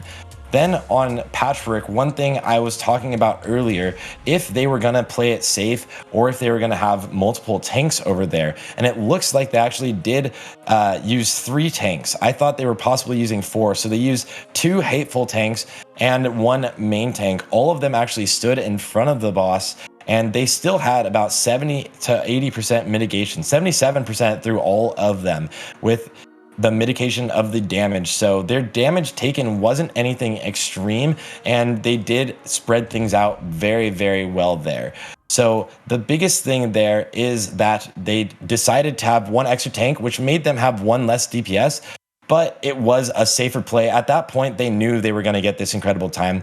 And one thing that a lot of people love to look at and sort of judge is these casts of Sunder armor in a raid. With this many warriors, you want to see everybody sundering on their very first global, but there is a notorious thing for most warriors, or for some warriors, to go for just overall DPS themselves and not for the Sunders. So it looks like most of their warriors did a really incredible job sundering. Of course, there are 3 tanks up here at the top, but pretty much everyone here doing sunders mostly on their first global, and usually the person that's all the way at the bottom is doing the improved demo shout.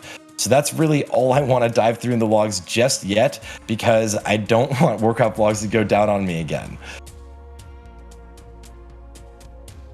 Sarth, I mean, a stellar deep dive, a good look into some of the analytical side of Warcraft logs and what is involved in these raids. Definitely interesting to see some of those sunders or lack thereof as well. Ladies and gentlemen, with such an epic run, of course, we need some epic replays. Let's go ahead and hop in there now and see some of the plays that we saw Reign pull off in this Naxxramas run. Reign actually had the so clean in Spiderwing. The things were going all their way. Their first 2 pulls were a little bit hectic. Zyrene actually touched on it earlier, but their very first pull in the Plague Quarter actually was very hectic and also a little bit slow, which is good, because if they were stressed out about how hectic it was, that they took the time before pulling the next group instead of just rushing it and losing the run right there. Tetsu says I taught Calp everything he knows. I'm so proud of for the Sunders. Oh my god. Calp was a little bit low on the Sunders there, yes. And that was just probably the cleanest stables pull we've seen in the tournament. No deaths. Everything went down instantly. So Rain had a very, very clean pull. They're actually the first people we've seen in the tournament do the jump all the way across here and instantly start attacking the Belchers. If you hit this slime, you do take not take a ton of damage, but your health is cut. So it is scary to pull that mob if people were to fail that jump. But if you're using any sort of like swiftness item, you can just make that jump, and it's pretty standard. Everybody kind of made it there. They waited for a split second to get one person topped off, but everything else was very clean and they could move on. This Is this the slime? was Oh, come on. He was pretty far away from it. Second ad. That's unfortunate right there. Whistle. Third ad. that was This one, right? No. that was the death, but at Hell least yeah, they guys. got Sub 53. the What's great the time. time? Might have minute though. So, a stellar set of replays. Hearing Multis getting very excited about that. Ooh, might have Minithal at the end there. Hey, not a bad piece of loot to get off of KT, that's for sure. But overall, Rain, a stellar run. You guys certainly put up a good time, something that you should be proud of. But all of our competitors over the last 2 days have put out some stellar runs. Although some mistakes happened here or there, it was definitely some solid attempts from our 15 competitors. Speaking of those 15 competitors, let's take a look at our leaderboards. Overall, after week 1 of Raid Masters has pretty much concluded and see where they stand. No surprise after the run that we just watched. Rain going to be sitting atop the leaderboards in first place after week number 1 with a 52-minute, 46.7 second run. Exodus, however, the run posted earlier today, it's going to be trailing behind in second place at 55 minutes and 10 seconds. So a solid 2.5 minute gap almost right there. I mean, Sarth, is this something that you expected coming into week 1? Seeing this big of a differential is not necessarily something I expected, but also we didn't expect so many guilds to have so many struggles. So Exodus putting up the very solid time, but we also saw Rise with a little bit of struggles and losing a few minutes. They were on pace for the 52, so Rain really put up the first of the very good runs we've seen in here, and that 52-minute run is extremely solid. And so I didn't expect for there to be this much of a differential in the leaderboard so far, but I think every guild with their second run has a lot to prove at this point, and there's a lot of time to be cut off. I don't know if Rain stays on top, but they very much could if people actually have rough runs again and underestimate the abilities of some of the trash packs. Yeah, I would be surprised if we didn't see at least a few competitors get very close to the run posted by Rain in week number 1 when they go again in week number 2. We'll take a look at the bottom third of the leaderboards. It's going to be our final 5 teams competing here today. 2 of those runs haven't posted yet, but you see LR going to be sitting in 11th place with a 1 hour and 40-minute run. That's going to be your longest run so far. The DNF's going to be standing for did not finish.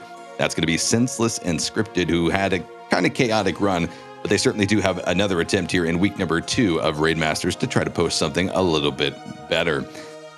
But ladies and gentlemen, that is pretty much going to do it here for Raid Masters, brought to you by G-Loot, Warcraft Logs, and Hyperx. What an exciting week 1 of this tournament it has been. But don't forget, we've got week 2, one more day coming up, not this Sunday, but going to be next Sunday at, I believe, 8 p.m. CET. Make sure to mark that time down. If you need to convert it, go ahead to Google and do it there. But make sure that you do not miss it. One way to not miss it is to hit that follow button here on the twitch.tv/RaidMasters channel. Make sure that you get those go live notifications on this broadcast and perhaps future broadcasts as well. And then also make your way over to that twitter.com/RaidMastersGG. Hit the follow button as well as enter into the HyperX keyboard giveaway. And don't miss your shot at winning one of the beautiful, beautiful HyperX keyboards. Elevate your gameplay in that way. But on behalf of myself, Sarth, Mr. GM, we will see you next week, Raiders.